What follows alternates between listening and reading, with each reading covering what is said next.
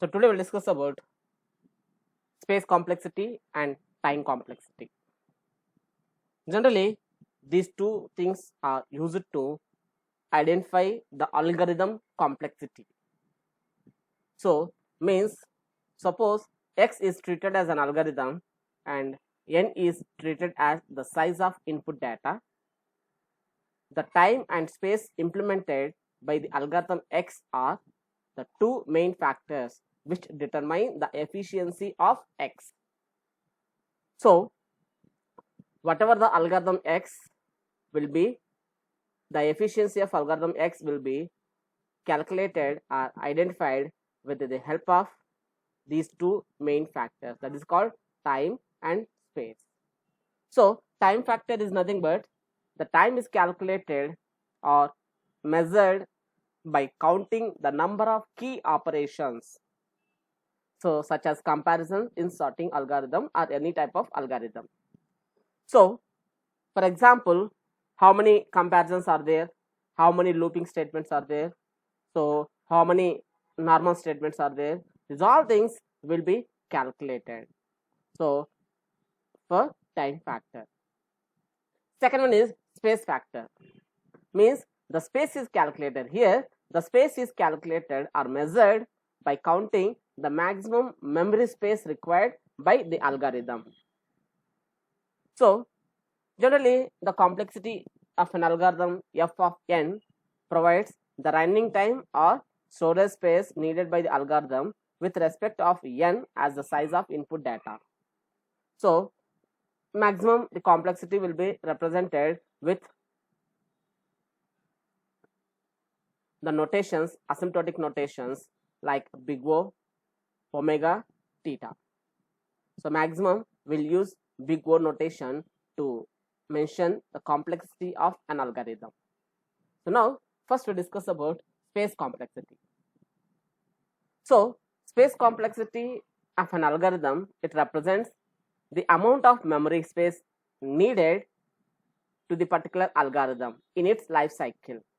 So when you want to execute an algorithm, how much memory space it required. So that will be calculated in space complexity.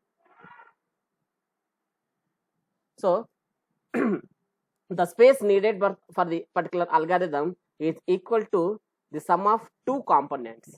The one is called fixed part, another one is called variable part. So the fixed part, that is space required to store certain data and variables.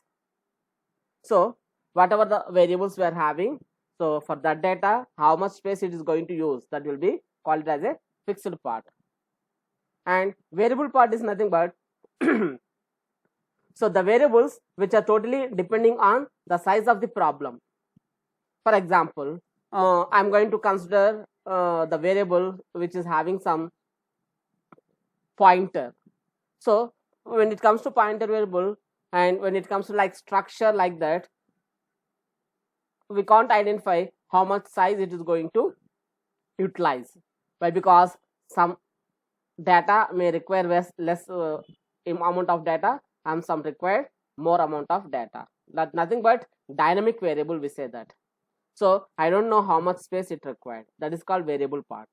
And the fixed part is nothing but already we know. For example, if I am going to define the variable with integer type, it is occupying 2 bytes of data. So like that, it will be clarified into fixed part and variable part.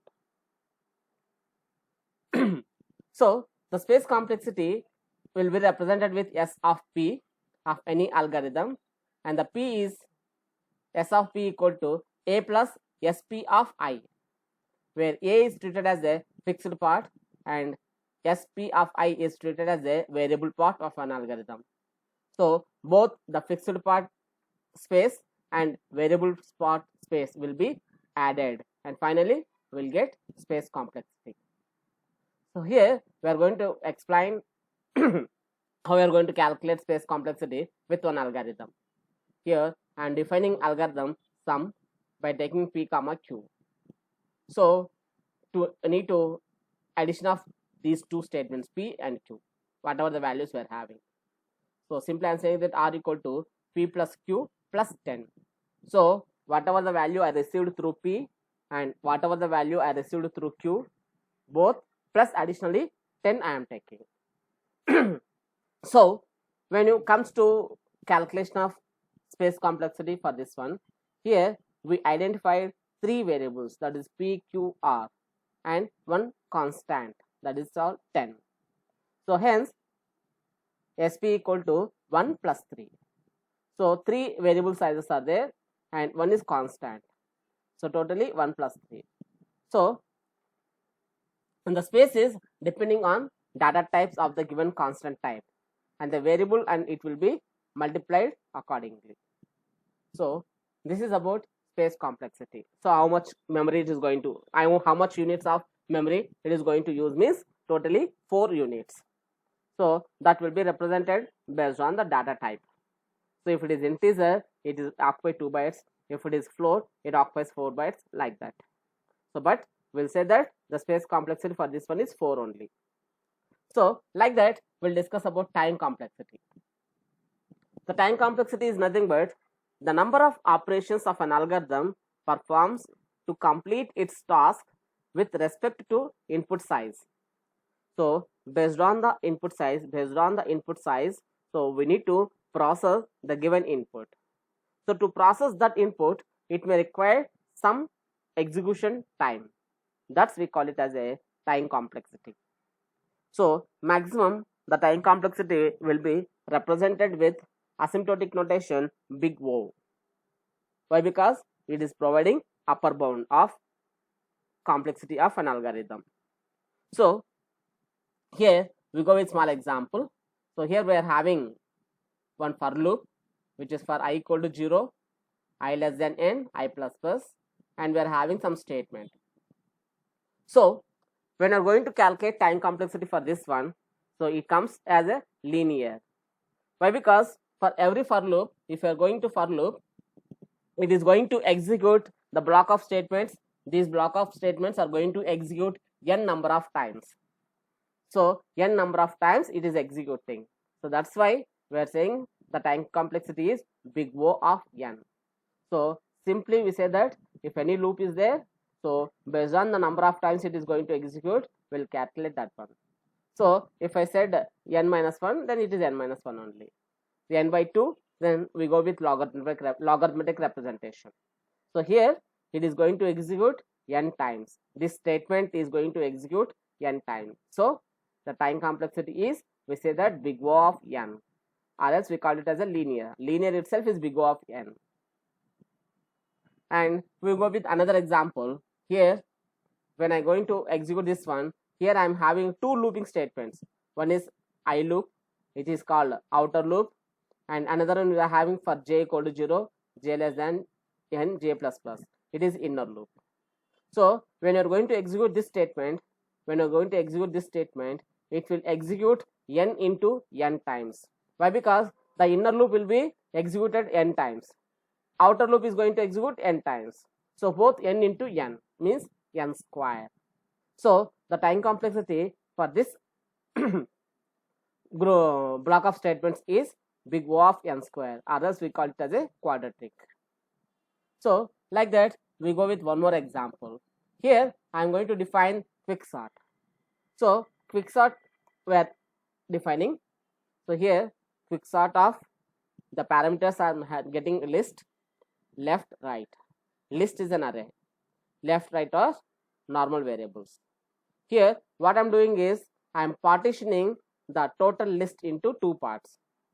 So first part I am calling quicksort with first part, then after I am calling quicksort with second part. So what I am doing is, here is I am dividing the total list into 2 parts, and for one part I am applying quicksort and another part I am going to apply another quicksort. So now we calculate time complexity for this algorithm. So here we are dividing the list into 2 halves, but these 2 halves are repeating n number of times. So where n is the size of the list. So hence the time complexity, we say that n into log n. So log n, when we are going to use log n is if the looping statement is performing half of the time only. half of the part only, then will represent log of n. So, but the total operation, the division operation is going to done n number of times. It's going to do n number of times. That's why the time complexity for this one is n into log n. So, n means n number of times the process is going execute. Log n means here we are dividing the process into two parts. So, total list we are dividing into two parts. That's why n into log n is the time complexity for quicksort. So, this is about space complexity and time complexity along with examples. So, we'll discuss in next class remaining topics.